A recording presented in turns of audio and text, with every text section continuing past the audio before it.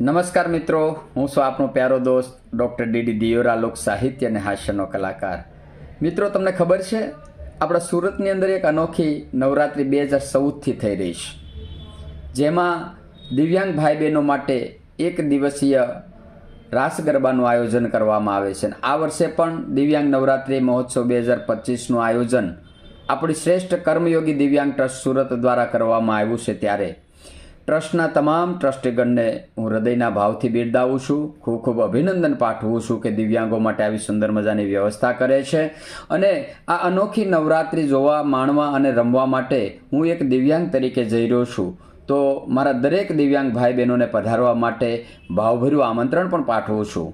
આ નવરાત્રિમાં ઘણી બધી એવી સેલિબ્રિટીઓ આવવાની છે કે જે દિવ્યાંગોને હૂંફ આપશે અને આપણા બધાના આનંદમાં ઉમેરો કરવાના છે. તો આવો મોકો ચૂકતા નહીં.